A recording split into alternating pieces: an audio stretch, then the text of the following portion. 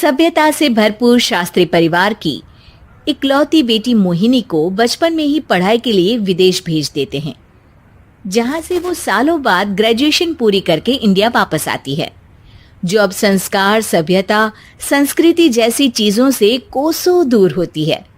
एक सुबह Mohini short dress पहने, कानों में हेडफोन लगाए जोर जोर से इंग्लिश गाने गाती हुई घर में घूम रही होती है।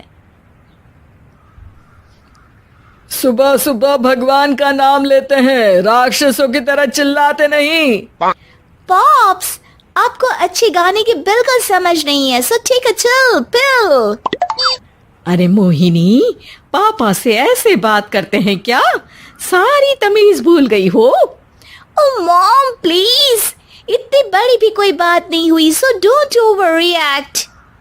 ऐसे ही दिन बीतते हैं जिसमें मोहिनी के तौर तरीके, रहने और बात करने का ढंग उसकी मम्मी पापा को परेशान करने लगता है।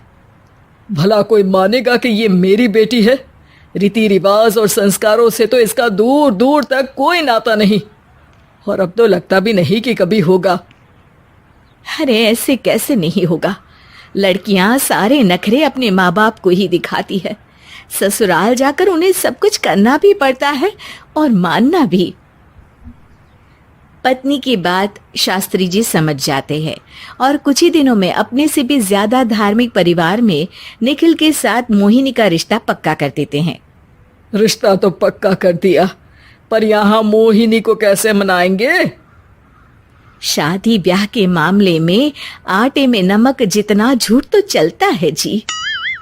इसी तरह एक के बाद एक तिकड़म लगाते हुए दोनों मिलकर मोहिनी को शादी के लिए तैयार कर लेते हैं और मोहिनी निखिल की शादी हो जाती है, जिसके अगले दिन से ही मोहिनी दोबारा अपने पूरे अवतार में शॉर्ट ड्रेस पहनकर घर में घूमने लगती है। बहू को ऐसे देख सास की आंखें फटी की फटी रह जाती हैं। अरे ये क्या बेशर्मी है, हमारे घर की लड़कियां जींस तक नहीं पहनती और तुम बहू होकर इतने छोटे कपड़े पहनकर पूरे घर में घूम रही हो। सीरियसली मॉम, प्लीज आप अपनी इस 80 के दशक वाली सोच में मुझे इंक्लूड मत करो। हाय तौबा, एक तो बेशर्मी दिखाती है, ऊपर से सास के साथ जुबान भी लड़ाती है। अरे जल्दी कपड़े बदल कर आ, घर की पहली आरती तुम्हें ही करनी है। इतनी देर में निखिल भी वहां आ जाता है। माँ, पापा आने वाले हैं, पूजा का सारा सामान तैयार है ना? ये पूजा हमेशा मेरे बॉयफ्रेंड्स के पीछे पड़ी रहती थी और अब हस्बैंड के पीछे भी आ गई। मोहिनी की बातें सुन सास तो अपना सिर पकड़ लेती है, लेकिन निखिल किसी न किसी तरह उसे पूजा के लिए कन्विंस करके कपड़े चेंज करने के लिए भेज देता है, जिस पर पूजा खत्म होने के बाद वो एक बार फिर अपनी शॉर्ट ड्रेस में आ जाती है। बहू, ये क्या तरीका है? संस्कार नाम की कोई चीज है या नहीं? नहीं ससुर जी, संस्कार मेरा दूसरा बॉयफ्रेंड था, अब तो मेरा उससे कोई कांटेक्ट नहीं है। मोहिनी का जवाब सुन के ससुर तो भगवान नाम जपते वहां से चले जाते हैं, लेकिन सास बहू के बीच कहासुनी फिर शुरू हो जाती है, जिसे इग्नोर करते हुए मोहिनी घर से बाहर चली जाती है और देर रात घर वापस आती है। मोहिनी, मैं जानता हूँ कि तुम विदेश में रही हो और तुम्हें वहीं की आदत है, पर यहाँ चीजें कुछ अलग है। अगर तुम उस हिसाब से कुछ एडजस्ट कर लो तो सबके लिए सही हो जाएगा। I am not in a lecture mood. Good night.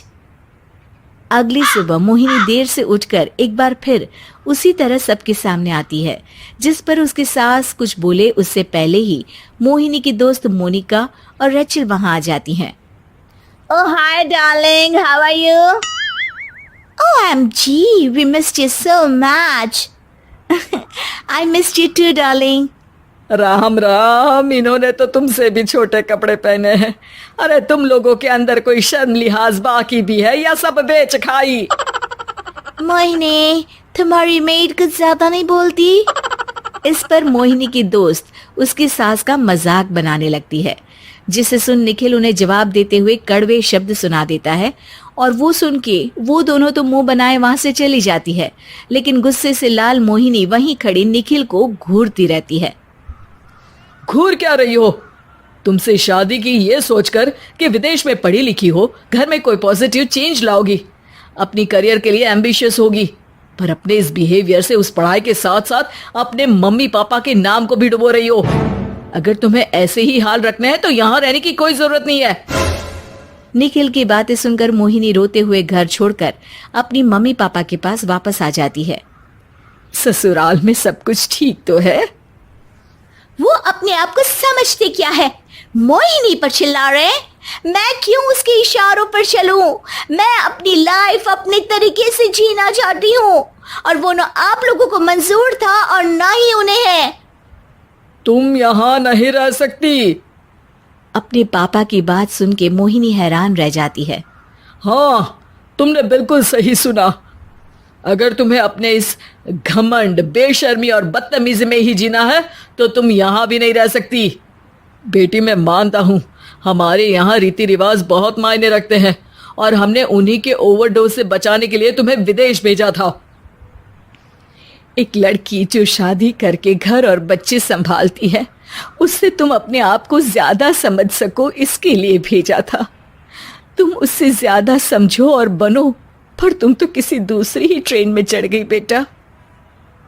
उसके मम्मी पापा बहुत देर तक मोहिनी को सारी बातें समझाते हैं, जिन्हें सुनकर मोहिनी को अपनी गलती का एहसास होता है। वो जॉब ज्वाइन कर लेती है और ससुराल वापस आकर उन्हें मॉडर्न बनाती है और खुद भी कुछ रिवाज सीखते हुए खुशी से रहने लगती है।